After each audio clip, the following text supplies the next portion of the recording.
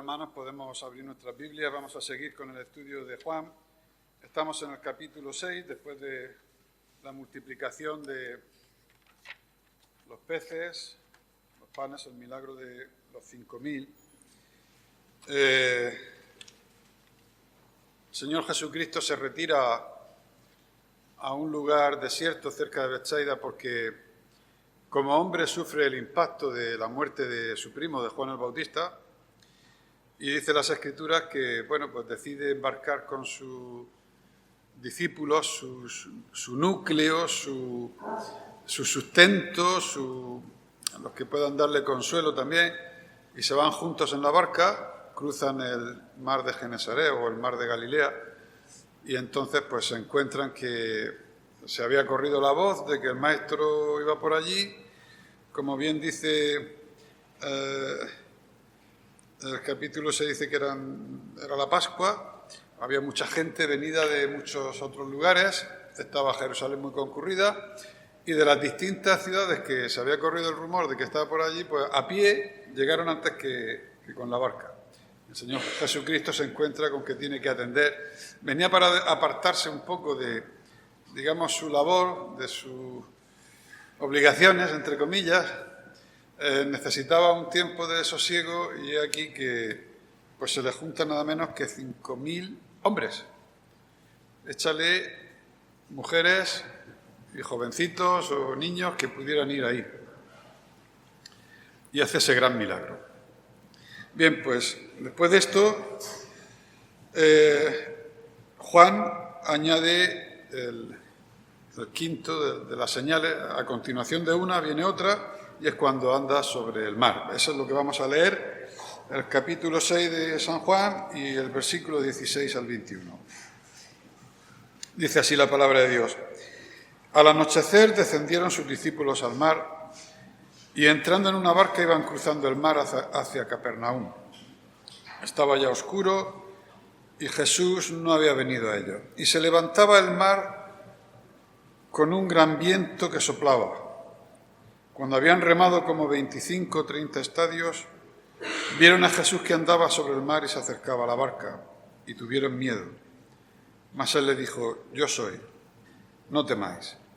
Entonces ellos con gusto le recibieron en la barca, la cual llegó enseguida a la tierra donde iban. Hasta aquí esta porción de la Escritura, que el Señor la bendiga en nuestros corazones.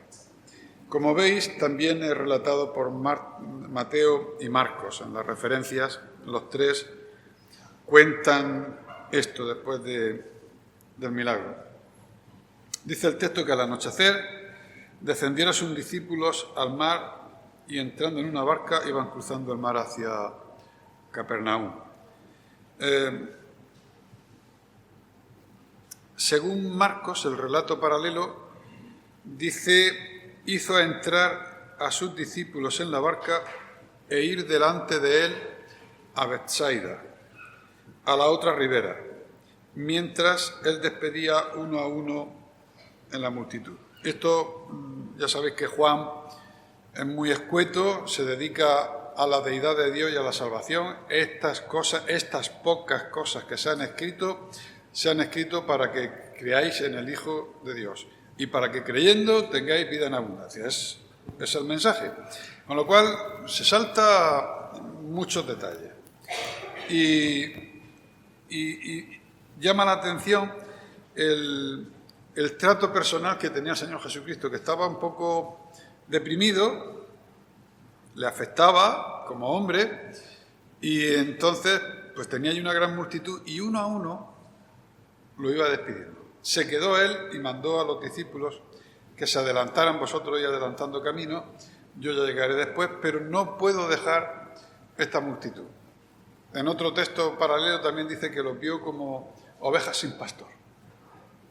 Y él eso no podía y tenía que pastorear. Entonces, uno a uno se quedó hasta el anochecer, en que ya pues los tiene que despedir, ¿no? Y los discípulos, pues, dice que al anochecer, pues descendieron al mar y él se quedó orando en la parte alta de la montaña. Cristo los atendió a todos, los escuchó a todos, sabiendo que muchos de los que venían a Él no lo buscaban como Salvador, sino más bien como el Mesías, ¿no? Tenían esa esperanza de ser librados de los romanos. Pero a pesar de eso, el Señor Jesucristo atendió sus necesidades. Mateo y Marcos dan una señal, un detalle. Dice, enseguida hizo entrar a sus discípulos en la barca. Tenía como premura. Y vosotros delante.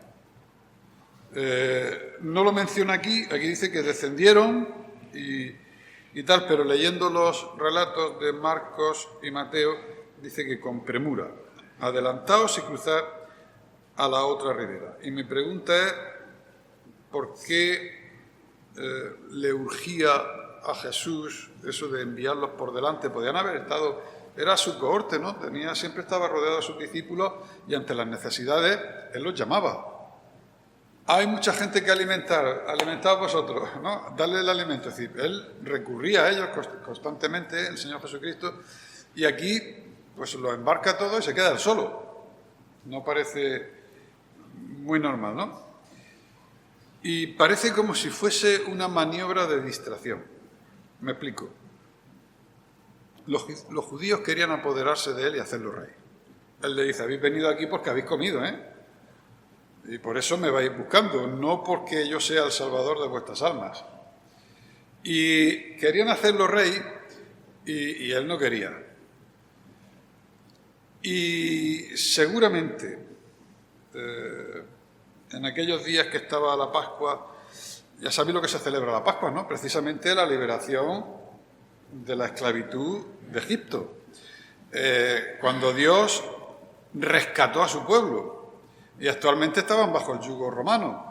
Los sentimientos nacionalistas estaban exacerbados en esta fiesta, luego reforzados por la multitud de judíos que venía de todo el Mediterráneo allí a celebrar la Pascua.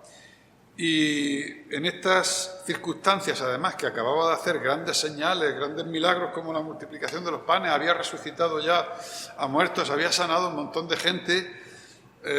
Lo normal es que era el pueblo que quisieran arrebatarlo para hacerle rey, quisiera o no quisiera. Estaban ya desesperados por el cumplimiento de las profecías del Mesías que tenía que venir y luego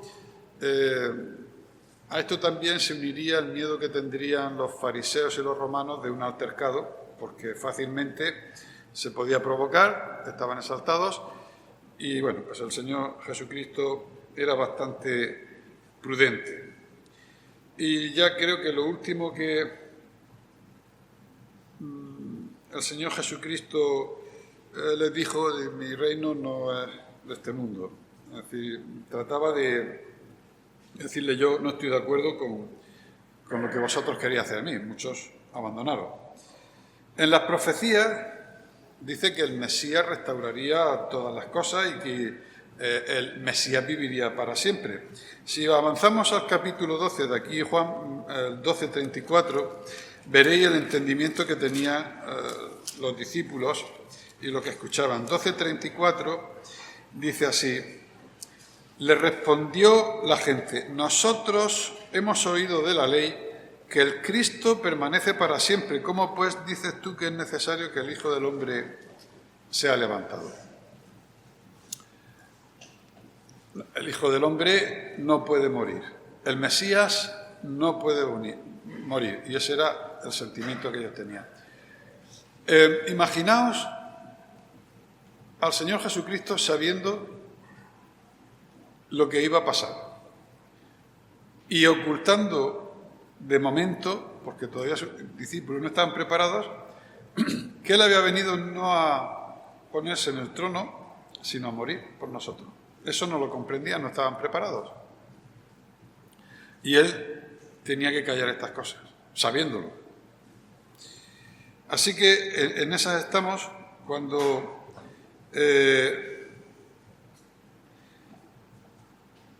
Cristo, en Lucas 4, cuando está en Capernaum, lo que se llama su casa por muchos, porque residía mucho allí, cuando le dan el rollo él escoge la profecía del Mesías, la de Isaías 43, me parece. Y cuando lee todo lo que va a ocurrir, y llega a un punto en que enrolla, no sigue con la profecía y corta ahí. Con lo cual está diciendo que la profecía pues, tenía dos términos, doble cumplimiento.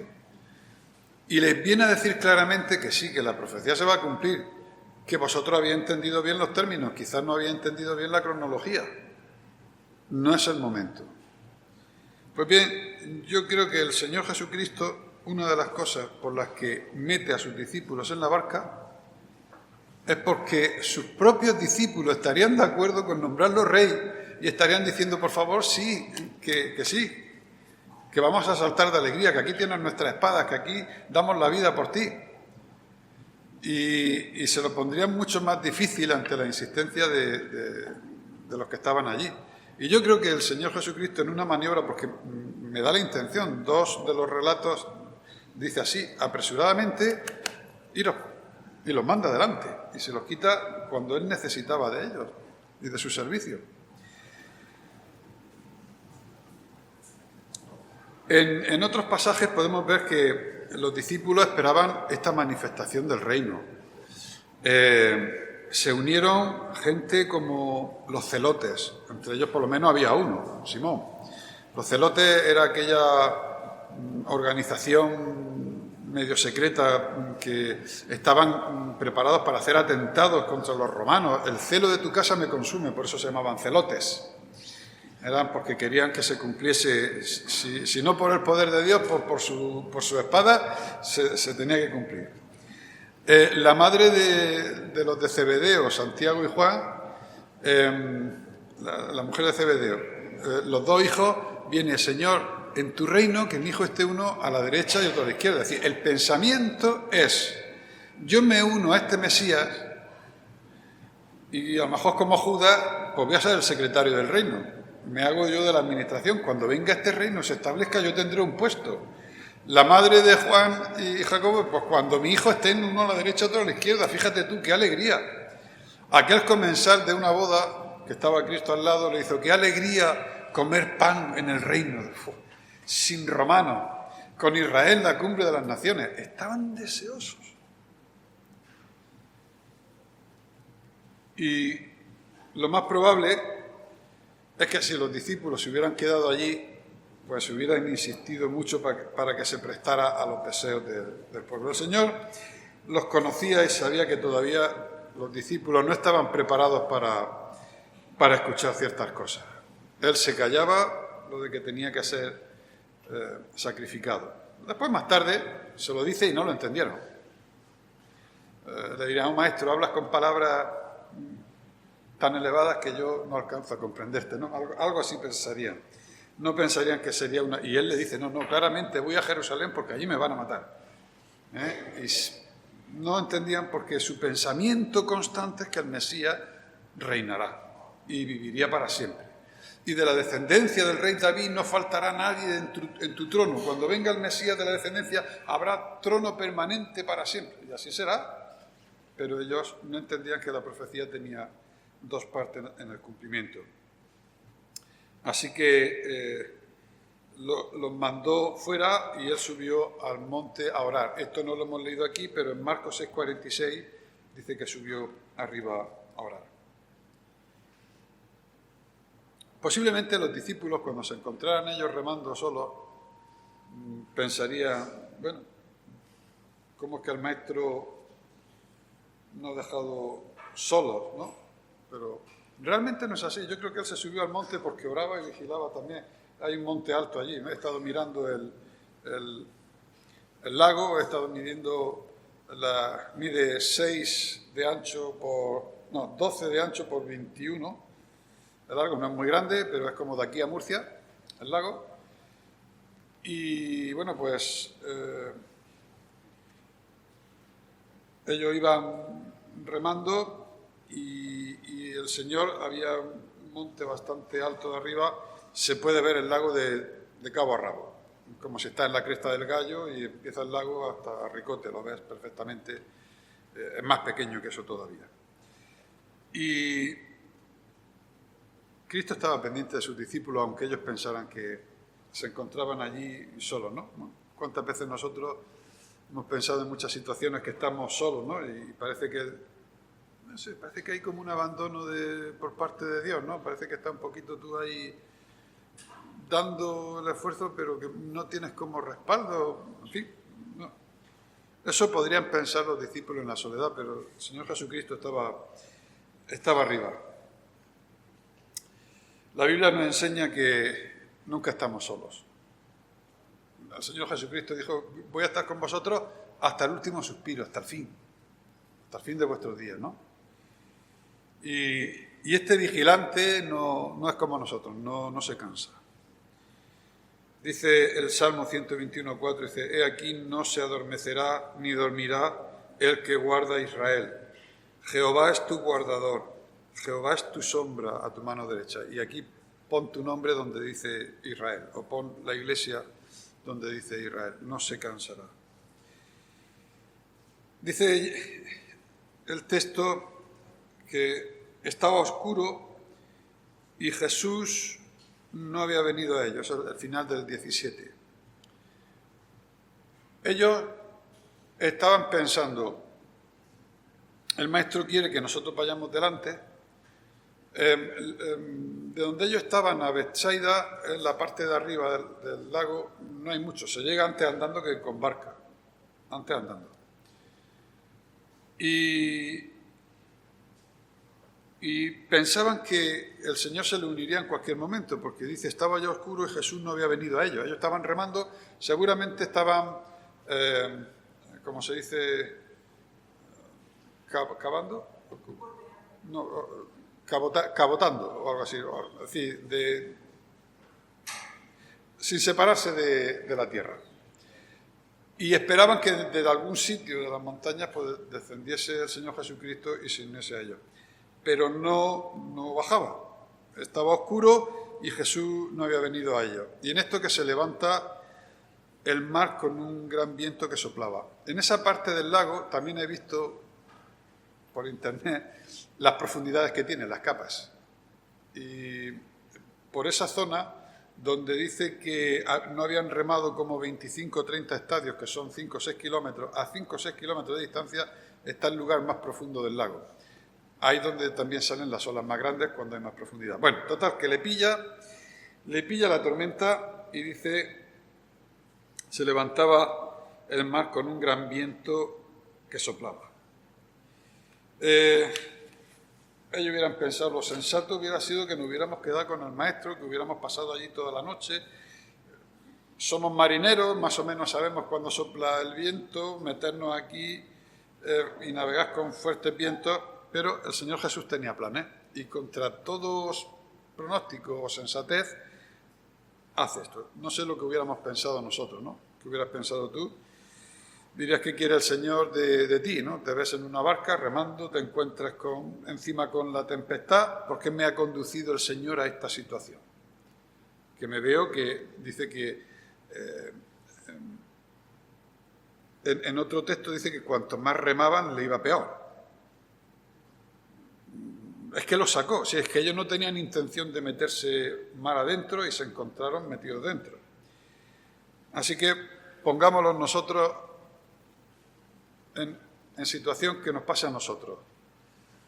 No hemos buscado la situación, hemos seguido las instrucciones que nos da el Señor y nos metemos en un berenjenal en medio de una tempestad, solos y preguntándote muchas cosas. ¿Qué hago yo aquí? ¿No? ¿Y por qué el Señor permite esta situación de prueba? Y además de tan larga duración, porque dice que en Marcos, dice, y Mateo también, estuvieron hasta la cuarta vigilia. La cuarta vigilia son las 5 de la mañana, 6 a punto de amanecer. Ellos se fueron oscureciendo, dependiendo si fuera verano o invierno, pues estuvieron bastantes horas, hasta el amanecer, con los remos, esforzándose tratando de estabilizar aquello, y Mateo dice, pero les iba peor todavía. Más vale quedarse quieto y que te deje el barco por donde lleva, porque cuando tú le llevabas la contracorriente, el barco te lo volcaba, en fin, les iba peor. Sin avances, nada más que 5 o 6 kilómetros, que es el centro del lago. Si te mide 12 en este sentido, el 6 kilómetros, los estadios son 5 estadios hacen 1 kilómetro.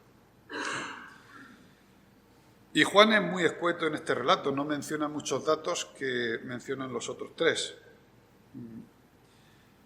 Y es que en nuestra vida también nos pasa cosas parecidas. Se alternan momentos en que estamos rodeados de gente, disfrutando del poder de Dios, viendo cómo se multiplican las bendiciones, viendo gente que se adhiere. Y de unas a otras te encuentras en la situación totalmente contraria. Esos altibajos se nos van a dar en nuestra vida igualmente. Pero el Señor nos pone en medio de las olas, en medio de la oscuridad, porque tiene enseñanzas que darnos. Y así es como yo lo veo en este relato, ¿no? Cuando estamos a merced de vientos y olas, de pensamientos, ansiedades, temores, nuestra barca zozobra y de qué manera. Y este pasaje nos enseña que Jesús no los abandonó. Estaba en lo alto, estaba orando, estaban intercediendo, no estaban solos. Luego, como he dicho, los libró de una tentación que podría haber sido muy difícil. Era muy tentador para los judíos y para los discípulos, y habiendo entre ellos celotes, que no hubieran sucumbido a la tentación de hacer rey. Sí, por favor, maestro, rey, que sí, que ya es el tiempo del cumplimiento. Tenemos nosotros también esa ansiedad. Cuando en Apocalipsis se lee cuando dice que las almas estaban bajo el trono, dice, y vi yo las almas de aquellos que habían sido masacrados y clamaban, ¿hasta cuándo, Señor santo y verdadero, no juzga y venga nuestra sangre de los que moran en la tierra? Señor, ven ya. Cuando tenemos muchos problemas es cuando nos acordamos mucho de la venida de Cristo. Ven ya y acaba con todo esto. Cuando tenemos el mundo revuelto y con todos estos señores del mundo que hacen lo contrario de lo que Dios dice, y con Satanás, pues nos gustaría verlos subyugados ahí cuando Cristo venga. ¿Qué te creías? ¿Que era que te ibas a comer tú solo el mundo? Nos gustaría, Señor, ven ya. Pero aquellas almas del Apocalipsis, de los decapitados, que de la tribulación, se les dijo que esperasen, que no había llegado el tiempo. Así que yo veo que en este pasaje el Señor lo primero que hace con los discípulos es mandarlos fuera, porque no quiero que pases por esta situación porque vas a caer. Así que te estoy evitando esta situación. Muchas de las cosas que nosotros tenemos en pensamiento y no suceden y le echamos la culpa a Dios, nos lo ha quitado para nuestro bien. Exactamente es así. Estaba orando por ellos en lo alto, como hace en el capítulo 17 en la oración sacerdotal de San Juan. Padre, te pido por ellos, por favor. Es decir, el Señor intercediendo por nosotros, no nos quita ojito. Luego también, ¿por qué no?, les puso a prueba. Es una prueba, lo que ellos pasan. Y les enseñó que nuestro Dios es capaz de romper las leyes universales para venir a nuestro rescate. Aquí en este caso dice, no lo menciona Juan, solo lo menciona Mateo. Lo de que Mateo solamente es lo de Pedro, que se echó al lado. Los 3 mencionan que Cristo viene andando sobre el mar. Yo a veces me he preguntado muchas veces, ¿cómo sería de firme el mar, que aquello que se estaba moviendo? O será como en algunas películas que he visto, ¿no?, que a las claras luces debajo hay un suelo de cemento, van andando.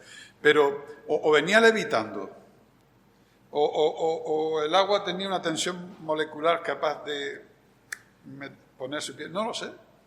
Es que se me rompen todos los esquemas. Es que no sé qué pensar. Porque las leyes de la naturaleza aquí no vale.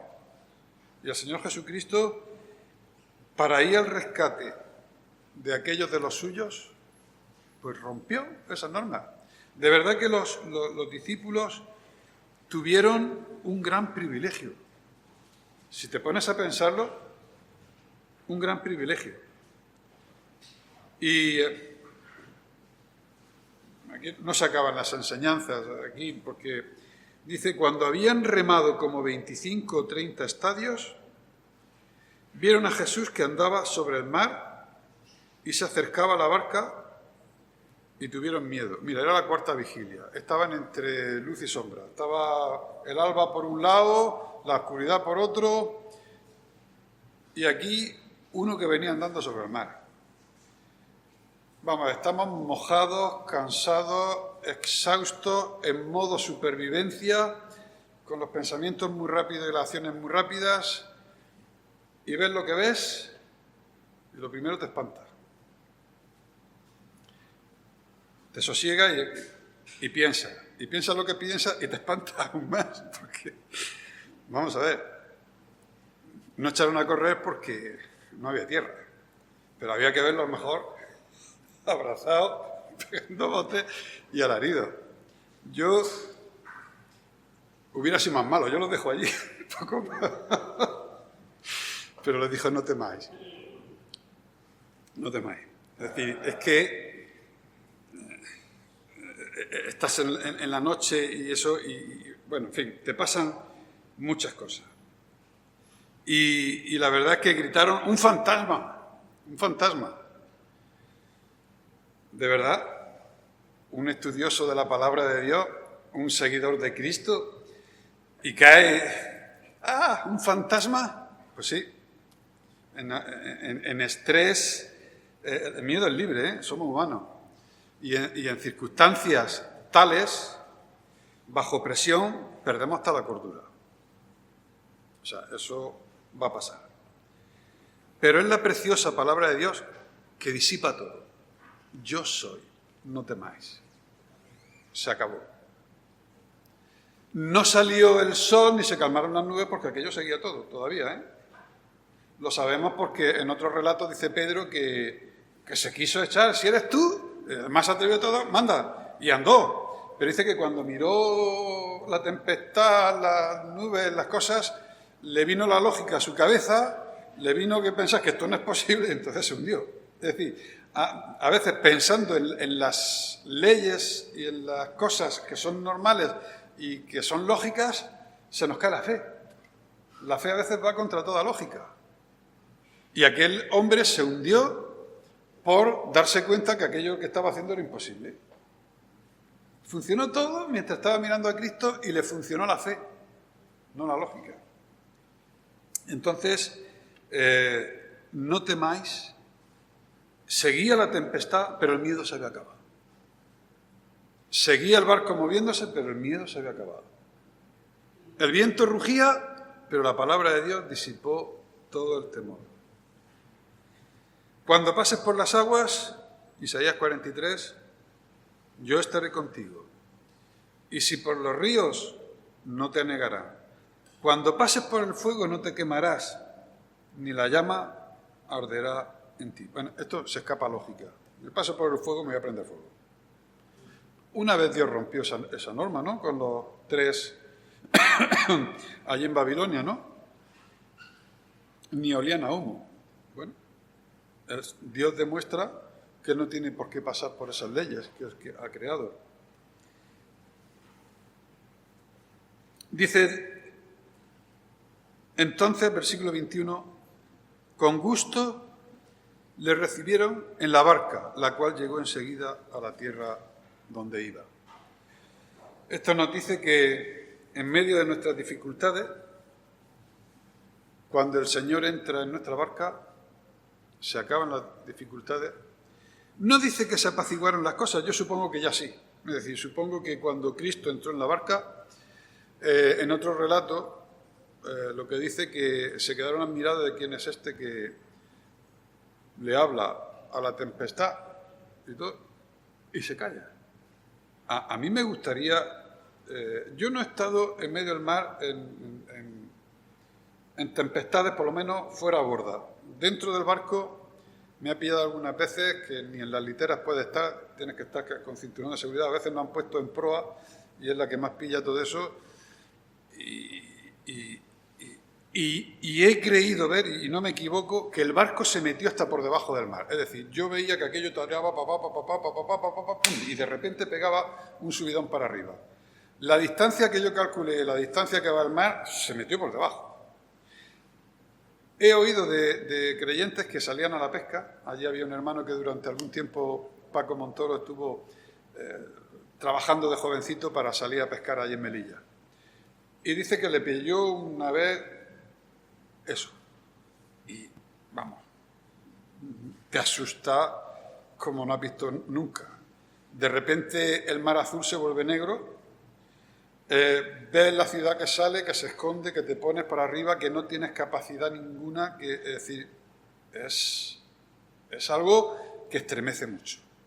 Ahora imagínate eso, que se sube alguien a la barca y dices, calmado, y el viento enmudece. ¿Y es que alma chicha? ¿Y sale el sol? ¿Quién es este que está aquí al lado? Todo el poderío del mar, cómo braman los cielos, los truenos, todo aquello que te está moviendo y zarandeándote, que parece que te están metiendo en una caja y te están volviendo loco, aquello se calma. El poder de Dios. Así que las tribulaciones, las pruebas, grandes, pequeñas, el Señor está al control, Él tiene el poder absoluto. Y dice que cuando subió a ellos en la barca, esto ya lo dice Mateo, y se calmó el viento, y ellos se asombraron en gran manera y se maravillaron. Sí. Y aquí lo que dice es, ellos le recibieron con gusto en la barca, la cual llegó enseguida a la tierra donde iba. Es una analogía de la salvación en Cristo. Lo recibimos con gusto, con una gran alegría. Imagínate lo que acaba de pasar. Imagínate de dónde te ha sacado el Señor. Éramos un tizón arrebatado del fuego. Fíjate tú lo que nos esperaba. Y te saca, ¿lo recibes con gusto? Madre mía, claro que sí. E inmediatamente dice que llegaron a donde ellos querían, a donde ellos iban. El Señor entra en nuestras vidas y bueno, no quiere decir que todo es perfecto. No quiere decir que no tengamos otras tormentas que pasar. Pero que si tenemos el timonel al poderoso Dios, en nuestra barca llegaremos a nuestro destino. Algún día tendremos que atravesar ese mar, como un himno que cantamos, ¿no? O marinero divino, ¿es esto? Y habla de que tendremos que pasar el mar de la muerte y que con el Señor pues tocaremos, nos llevará al puerto, nos llevará al otro lado, nos llevará seguros. Y el mensaje que tiene siempre el Señor Jesucristo cuando llega de primera en muchísimas situaciones, hay más de 365 no temas a lo largo de la Biblia. Hay más que uno por día de año. Lo primero que te dice es, no temas. Ahí te vuelve la calma. Y después ya te habla de la situación. Lo primero que dijo, no temas, yo soy. Ese es el mensaje fundamental que recibimos los creyentes cuando somos convertidos. Primero es, el temor a la muerte se disipa y el conocimiento del yo soy es el que nos hace estar firmes, calmados a los pies. Y Cristo en nuestra vida diaria, en nuestro proceder, en nuestro caminar, en nuestro andar, hace que no zozobremos, no peguemos esos golpes de mar y podamos llegar a nuestro destino. Pues quiera el Señor que este pasaje pues quede en nuestros corazones para estar llenos de confianza de que aunque parecía que estábamos solos, estamos siendo vigilados, estamos desplegando multitud de poderes cantidad de ángeles se mueven alrededor de nosotros que no sabemos. El día que estemos delante de la presencia del Señor y pasemos por ese tribunal que dice que nos tirarán de orejas, que yo creo que aparte de tirón de orejas será decir, todas aquellas veces que tú pensaste que yo no actué, sí que estaba. Necesitas saberlo.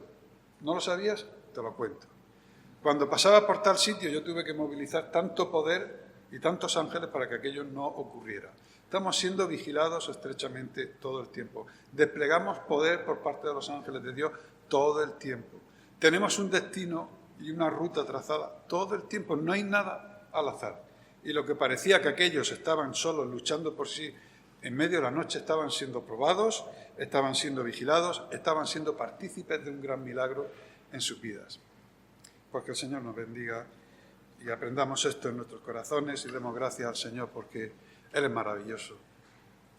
Señor, te damos gracias por tu palabra, por tu vida, porque en tu muerte, Señor, somos redimidos, congraciados con el Padre.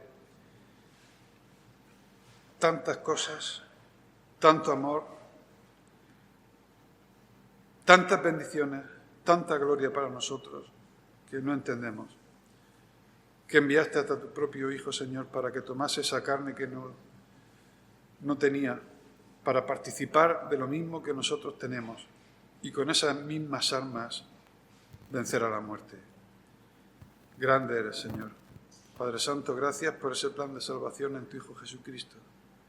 Y gracias por tu Espíritu, Señor, que pones en nuestros corazones para que no estemos solos.